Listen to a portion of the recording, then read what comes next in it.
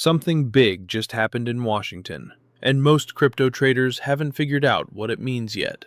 The United States Senate just passed a War Powers Resolution, 50-47, aimed directly at limiting Donald Trump's ability to continue military operations against Iran without going back to Congress for permission. 4 Republican senators broke ranks and voted with the Democrats. That's not a small thing. That's a crack in the wall, and in this market, cracks matter.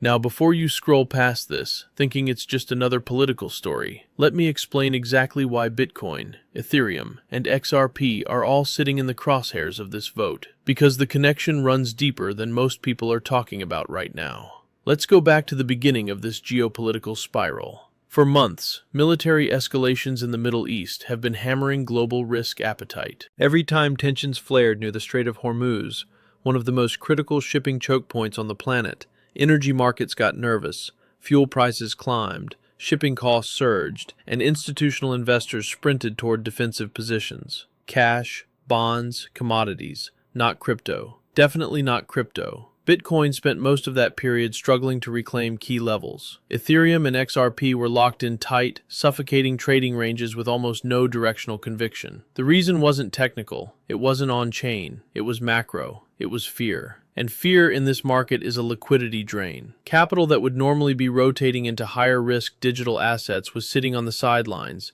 waiting for a signal that the world wasn't about to get significantly more unstable. That's the setup. Now here's where it gets interesting. The Senate vote is being read by some market participants as an early de-escalation signal. Not because the resolution is going to become law tomorrow, we'll get to why that's unlikely in a moment, but because it increases political pressure on the White House to publicly justify any continued military engagement. It changes the optics, it changes the narrative, and in financial markets, narrative shifts move money before the fundamentals do. Here's what the data tells us about how Bitcoin responds to these moments. Historically, any credible de-escalation headline, a ceasefire report, a diplomatic back-channel story, a reduction in military posturing, has triggered immediate relief rallies in Bitcoin ranging from 3 to 5% within hours. Not days, hours. Traders rotating back out of defensive positions and into speculative assets. That's the mechanical response. It's happened repeatedly over the past year, and it's the pattern that institutional desks are watching right now.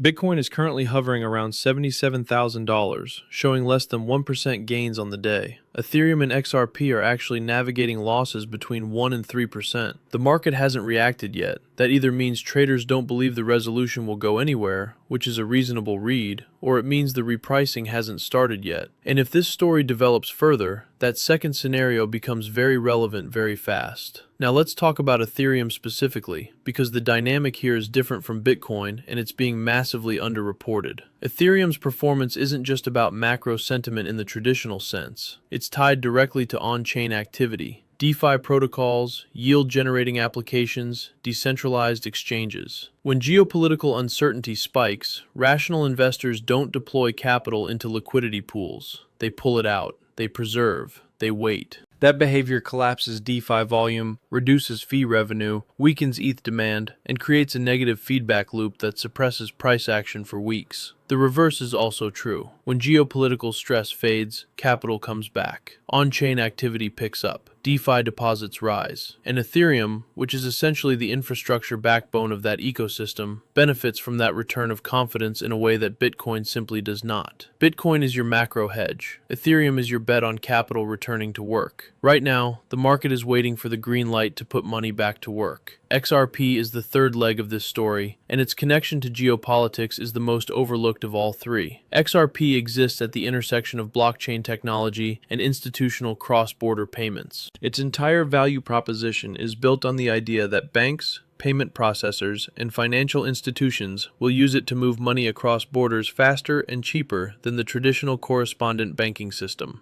But here's what most retail traders miss. Institutional adoption of any financial technology is extremely sensitive to compliance risk and regulatory uncertainty. When military conflicts escalate, banking relationships between countries get complicated, sanctions risk increases, compliance departments get cautious, international settlement activity slows down, and firms that were quietly exploring blockchain-based payment infrastructure put those projects on hold. That's not speculation. That's how financial institutions operate. Risk management comes first, innovation comes second.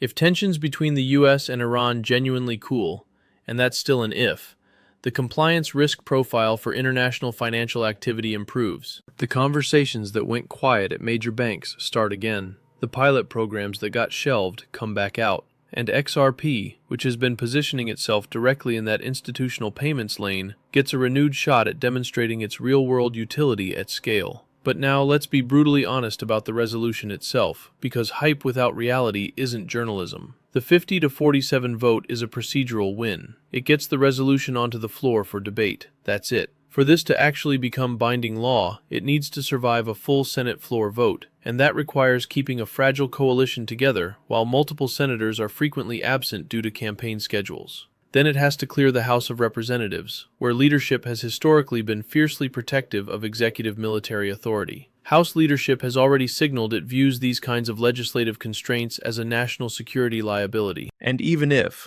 and this is a very large if, both chambers pass identical versions of the resolution, Trump can veto it. Overriding that veto requires a two-thirds majority in both chambers. Look at the current numbers. The coalition that just barely pushed this through the Senate, procedurally, is nowhere near two-thirds. Not even close. So why does any of this matter for crypto, if the resolution probably dies before it becomes law? Because markets don't trade on outcomes. They trade on probabilities and narratives. The fact that 4 Republican senators broke with their party to vote for this resolution tells institutional investors something important. There is political friction inside the administration's Iran policy. That friction creates uncertainty about how far the conflict escalates. And uncertainty about escalation ceiling is actually bullish for risk assets, because it means the worst-case scenarios are less likely to play out unchecked. That's the signal beneath the signal. Not war is over, it's nowhere near that. The signal is, the escalation path just got harder. And for a market that spent months pricing in unconstrained military action, harder to escalate is meaningful. What you want to watch from here is simple. If diplomatic language starts emerging from either the US or Iranian side, back-channel talks, envoy movements, any indication of a negotiated pause, that's when Bitcoin makes its move back toward key resistance levels. That's when Ethereum's DeFi metrics start turning up. That's when XRP's institutional narrative gets louder. The Senate vote didn't end the geopolitical risk premium baked into crypto prices right now, but it may have been the first piece of wood pulled from the bottom of the pile. And sometimes, that's all it takes to start the whole structure moving. Stay positioned, stay informed, and watch the next 48 hours very carefully, because in this market, by the time the news is obvious, the move is already over.